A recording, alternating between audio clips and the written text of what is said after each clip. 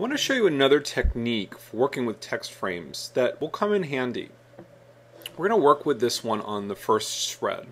So I'm going to click it to select it. Under the Object menu, if I now go to Text Frame Options, there are some other properties that I can apply to this frame that I tend to use fairly often. And this is a perfect context for them. If I want to leave this frame white, it's a little bit distracting for the text to butt right up against it when there's a tone next to it. So what I want to do is inset the text a little bit. And that's where this set of numbers comes in handy. I can inset the text from the edge of the frame. So if I type in P9, I get 9 points of text inset all around. I'm going to click OK, and let's go to our preview mode. Now I've been going to my view menu and dragging down to screen mode. There's also a keyboard shortcut for toggling back and forth from preview mode. That's the W key. That will actually very quickly get you back and forth from preview to normal mode. Now the only caveat about that is if you are in live text and you type the W key, you will type a W. So that works only if you're not in text. So you need to switch to your selection tool and then hit your W key to toggle back and forth without typing W. Okay, so this is a perfect instance of where I might inset my text if I have a tone behind the text frame.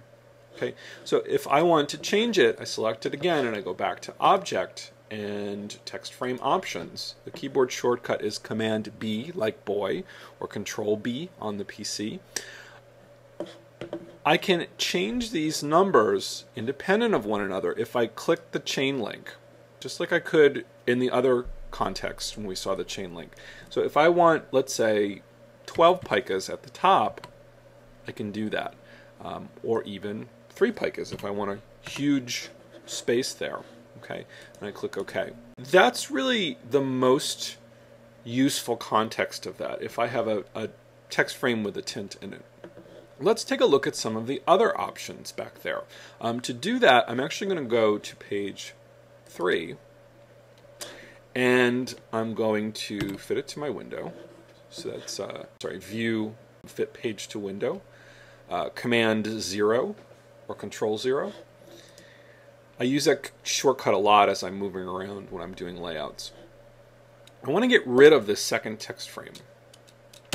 And I'm actually going to go to normal mode. So I'm going to type my W key, because what I want to do is create a 2-column text frame in one frame.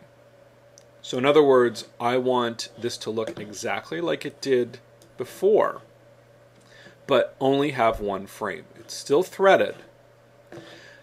Again, I'm going to go back to my Object menu, Text Frame Options, and I'm going to change the number of columns to 2.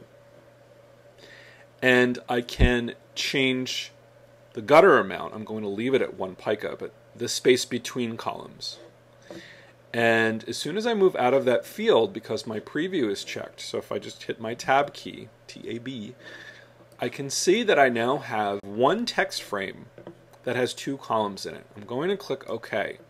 Here's where that comes in handy, because if I transform the width of the text frame, the column width is adjusted automatically.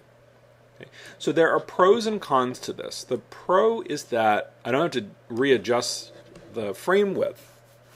If I make it smaller, everything gets smaller.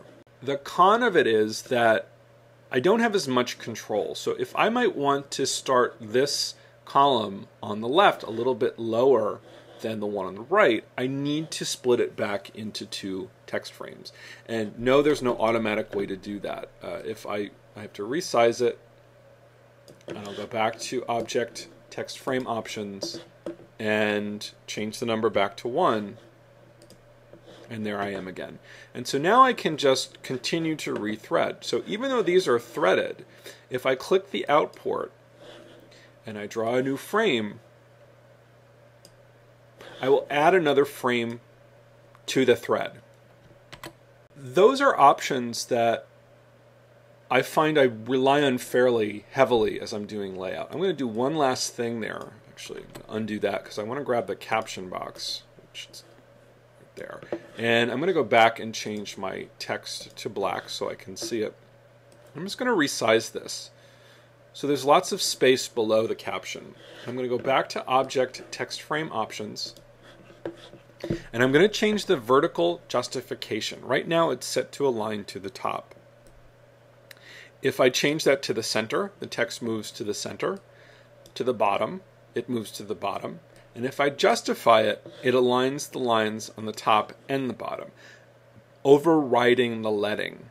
I tend to not like to use this for that reason. So my leading, which I think was 9 points, is completely overridden by the size of the frame. So if I make the frame taller or shorter, the space between the lines is going to change.